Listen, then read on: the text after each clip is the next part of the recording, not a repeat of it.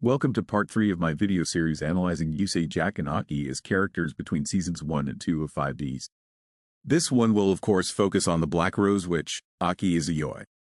Aki is not only my favorite lady in all of Yugioh, but I also think her season 1 character is one of the best written characters in the franchise. Aki is the child of one of the senators of Neo-Domino City. Unlike Yusei and Jack, who lived in poverty, in the remnants of a broken city, Aki got to live a more luxurious life. Her father, who I will refer to as Mr. Yugioh, was an incredibly busy man. Despite how much he cared for his daughter, he could barely afford to spend time with her. He even had to miss her birthday as he had to crucially attend a party held by the Public Security Maintenance Bureau.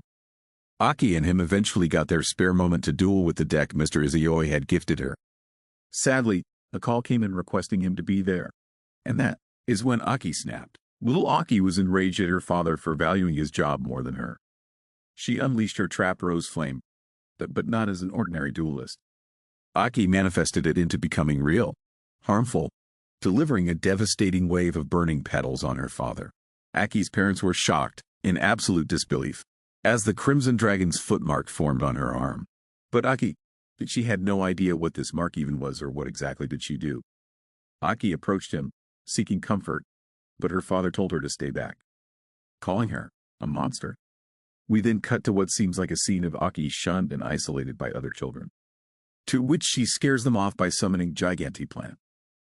Aki returns home, and her father punishes her by harshly slapping her. Aki asks why would he do it? Is it because she is a monster and not a normal child? Years later, Aki was forced into Duel Academia, in hopes that it would be a place she could fit in. But a psycho-duelist like her who can manifest her cards into being only made her become isolated. Aki ran off from the Duel Academia one night, hoping to return home. But what Aki saw was her parents having a great time, drinking it out and laughing. They were happy without Aki being around. Mr. and Mrs. Yugioh looked over the glass doors at an Aki who expressed only devastation and sorrow. Aki then snapped. She manifested a card, shattering all of the glasses in the mansion and running away. Broken, wounded by heart, Aki would no longer hold back. She would live out as the Black Rose Witch, a masked mystic who would terrorize the streets. From this, I am going to assume that Aki was basically a thug during these days, as she had to have lived off something. Nonetheless, Aki met Divine, the leader of the Arcadia movement, who offered her a home as one of their own. That she would not be shunned for who she was. That she would be treated like an actual human being and not a monster. She wouldn't have to worry about anything, so long as Divine would be the one to guide her path. Years would pass. Aki would continue to live and rise up as the most prominent member of the Arcadia movement, while continuing to terrorize locals as the Black Rose Witch. To her surprise, she met with a young man who also bears the same glowing red mark. The Black Rose Witch fled, having no idea what to make of it. And it is at the Fortune Cup where Aki would make her debut to the world, doing the things that she does best. Dueling with incredible skill, through a deck of plant monsters that focuses on burn damage, tokens, and mass destruction. Her cards had a wickedness to them that focused on torturing her opponent. This is especially evident with her field spell Black Garden, which will cut by half the attack of any monster summoned after it was placed. Then, summoning a rose token on the opposing side of the field. It's also interesting how in the anime, these rose tokens cannot attack or be destroyed by battle, further hinting that they are there to be continuous means of torture for the player. But no other card reflects who Aki is as a character as Black Rose Dragon. Whereas Stardust is a monster that would sacrifice itself to protect its companions from being destroyed. And Red Demons is an imposing monster with no tolerance for the weak on either side of the field. Black Rose would destroy everything around it, including its own field, even at the cost of her own life. It is of Aki destroying a world that antagonizes her for who she is. Her other effect is also interesting and not mentioned enough in my opinion. Black Rose can remove a plant-type monster from the graveyard to force a defense position monster to attack and reduce its attack to 0. In the anime, however, this effect could also be applied to monsters in attack position. I also think it's so brutally cool how Black Rose chomps away at the monster that she uses as a cost. And again, this creature is just like Aki and vice versa. Aki's design is so beautiful but also very imposing. She isn't just a rose with thorns. She is the most red of the roses, with the sharpest thorns and with said thorns having poison. That poison being her psycho-dualist abilities, something every living creature around her would flee from. Aki also gets to live up to being the Black Rose of legend. Her first opponent of the Fortune Cup is a literal descendant of the knights of old. The knight, Gilles de Lanspeau, would face against the witch in all of her terrifying tricks. A horrible creature recognized by the people of the stadium that would destroy everything around it. A garden of twisted plants that grow on the appearance of intruders and force them into submission. A strange spell that would turn the knight's loyal servant against him. And just when the knight thinks he has surmounted a comeback, the garden collapses to revive the dreaded Black Rose dragon, poisoning its target off the disposal of another plant, and ending him with the cold flames that engulf the world. Said flames Aki refers to on the summoning chant of Black Rose. While her duel against the profiler might not have the same type of setting as the knight, it is still fascinating as it exposes not just Aki's many burdens that she still holds, but also exposes her as a signer before Godwin and Jaeger. Aki would now have to face off Yusei at the tournament finals, and the winner will get the chance to fight against the king. Yusei of course wants to settle things with Jack, but is also forced into all of this, as if he doesn't participate in the Fortune Cup, his satellite friends will suffer the consequences for it. Aki, while having nothing personal to pursue here, does so at the request of Divine, who sees this event as an opportunity to introduce psycho-duelists and the Arcadia movement to the world. I also find it fascinating how much Divine is aware of what is going on. He knows that Godwin is spearheading Yugioh, and that said secret organization wants to use the Crimson Dragon to have the world kneel to them. Divine even calls the Crimson Dragon a symbol of the wicked. Kind of leaves me to wonder if this is something being foreshadowed that was also cut from the original script of 5Ds. But anyway, Aki has decided to carry on with Divine's will, while gaining the respect of her foes. Jack doesn't think Yusei is going to lose, but he is still concerned. As he states, he has never seen a duelist with as much strength as Aki. While Yusei, worried that he and all the other signers are trying to be used by these cults to achieve their goals, will have to face Aki with everything he has. He cannot hold Stardust back until the grand finals against Jack. But Yusei isn't just going to fight to win. He wants to pry open her closed-shut, bitter heart. And so, the finals of the Fortune Cup begin. Yusei Fudo, the shooting star of Satellite who has the people on his side just this once, against Aki Yugioh, the powerful and terrifying Black Rose Witch. Aki gets a strong lead against Yusei, using Rose Tentacle to destroy Turret Warrior and all of the tokens that she had set up through Ivy Wall. Yusei from this offense realizes that Aki, despite suffering for being rejected, enjoys the punishment she delivers to others. And Aki sort of confesses this towards Yusei. But Yusei feels like there is more going on. Like, is this really who she wants to be? Yusei and Aki eventually bring out their respective signer dragons, and Aki then tells him how she actually feels. That she despises having to be a signer, that she never wanted to live like this. Wearing that mask, being the Black Rose Witch, Aki could be indifferent to what she does with her powers. But Divine, when she met her, told Aki that said mask was not necessary for her to be who she is. Aki would accept anything Divine says. He would be the one to think for her. Yusei doesn't accept her conclusion, telling Aki she shouldn't let anyone decide for her. Aki hides away in her mask, while Yusei is set to reach to her through this duel.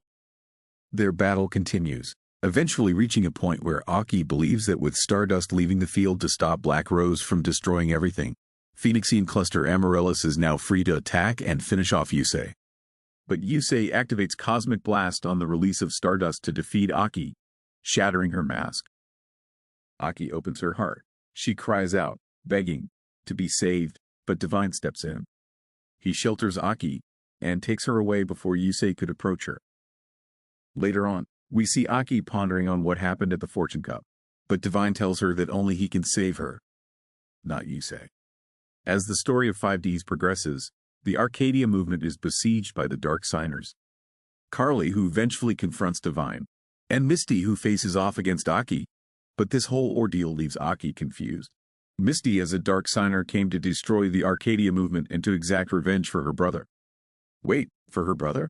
Who is he? And Misty is saying that her younger brother was killed by Aki when she went to see one of her duels in the Diamond area. Aki is shocked and denies it. How could she accept anything Misty is saying when she has never directly killed anyone, especially a child? The two Earthbound gods descend upon the Arcadia movement's headquarters and destroy it.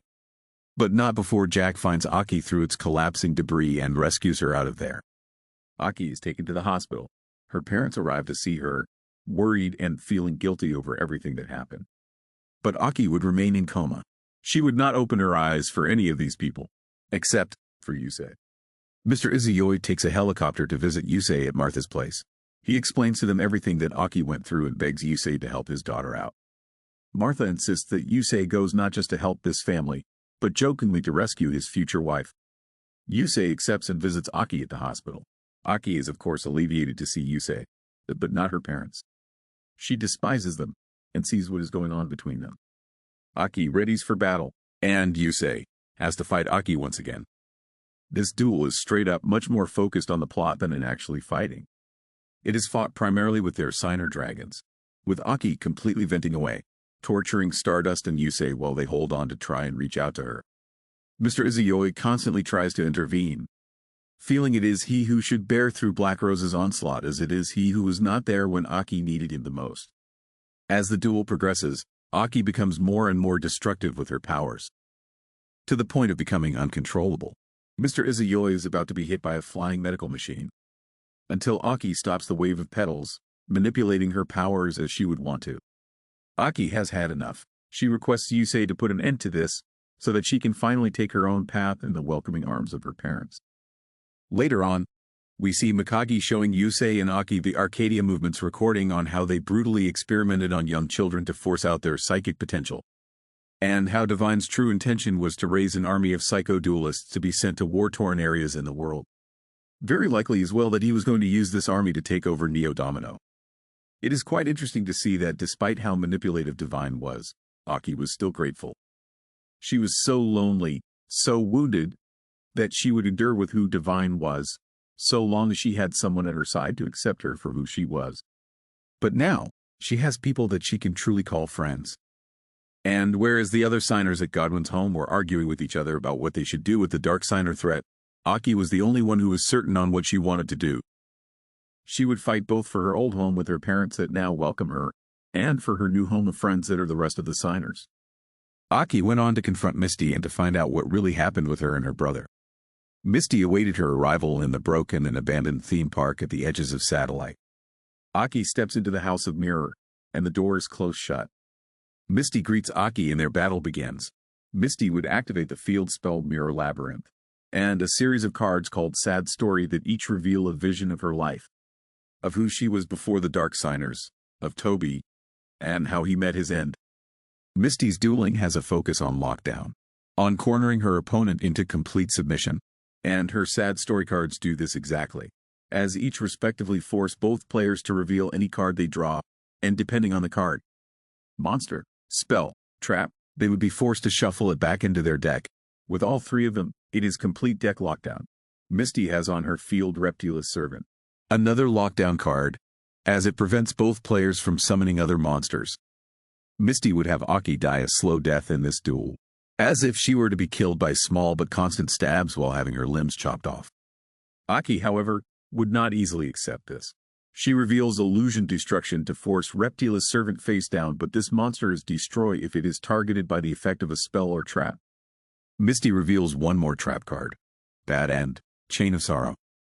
We see Misty, in extreme sorrow, grasping over the sheets that covered the corpse of her brother. She couldn't stand living in a world without the most important person to her.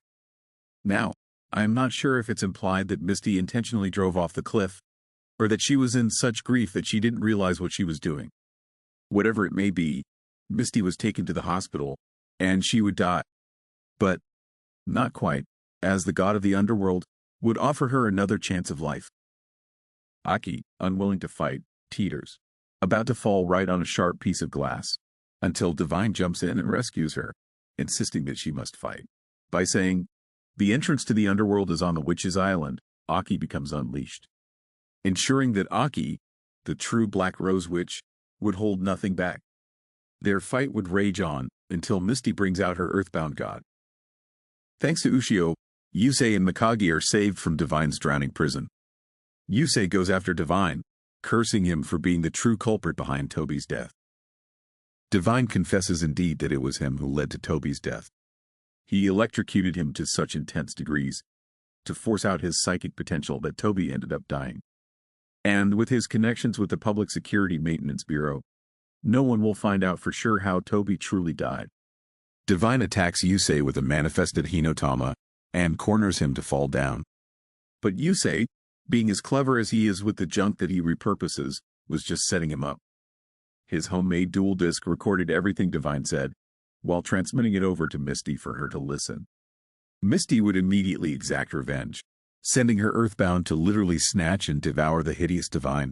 Aki was freed, but not Misty. Despite having nothing to fight for, her earthbound god would force Misty to continue fighting. Aki would stop the impending Kokoraya with her trap. On her turn, with a combination of Black Rose assisted by Shining Rebirth and Nature's Reflection to counter Misty's Doomgazer, Aki would emerge victorious. But it was a victory that came with sorrow.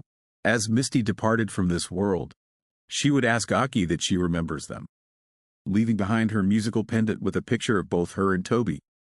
Aki picks it up, with tears in her eyes, for the tragedy that were the lives of Misty and Toby.